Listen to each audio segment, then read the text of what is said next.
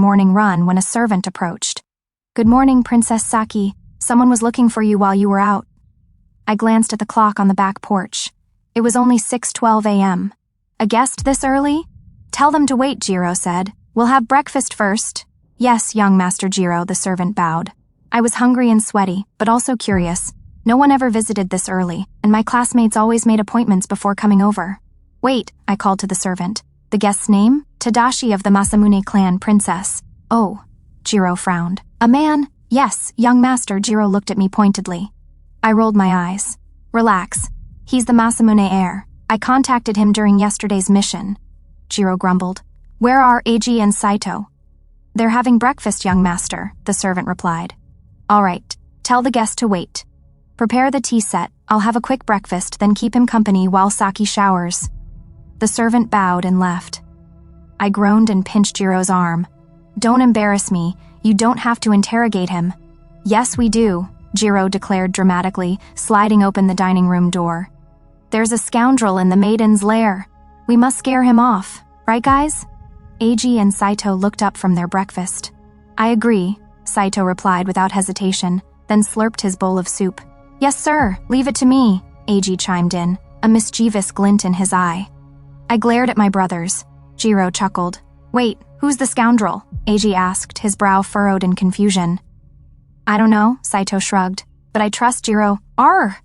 I sat down and grabbed a plate, thoroughly annoyed. "So guys, our little sister Saki has started dating," Jiro smirked. "Don't be ridiculous," I snapped, my face burning. "Dating?"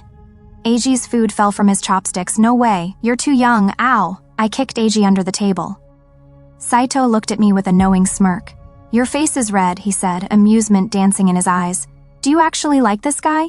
"No." "Who said, 'I'm telling father'?" Eiji wailed dramatically, wiping away fake tears. "No, my little sister's getting married soon." "Shut up!" I yelled, exasperated. "I'm 16. My friends are none of your business." Eiji rolled his eyes and went back to eating. Saito, satisfied, cleared his plate.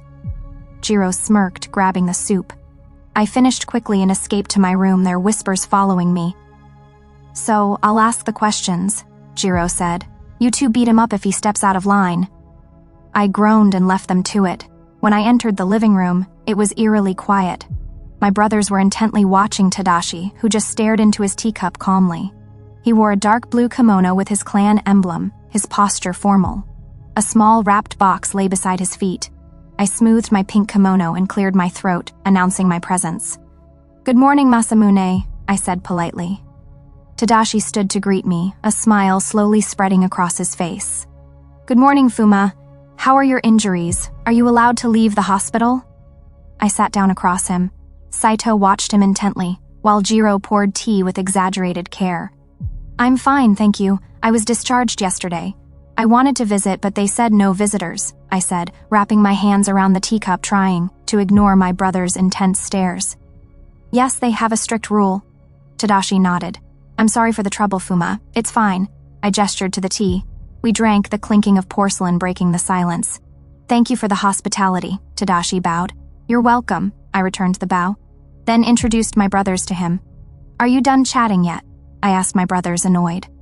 "Why wouldn't they leave?" Jiro narrowed his eyes as if trying to silence me with a look. Eiji stifled a laugh, while Saito continued to study Tadashi. "What brings you here so early, Masamune?" Saito started the interrogation, his voice calm. Eiji winked at Jiro, who beamed, then looked away sheepishly under my glare. "My apologies for interrupting your time," Tadashi said, flushing slightly. "I intended to stop by briefly before I had to leave for an errand." He turned to me, bowing respectfully.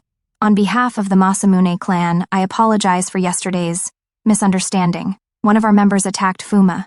Eiji jumped up, his chair clattering. "What? Who dared to attack Saki?"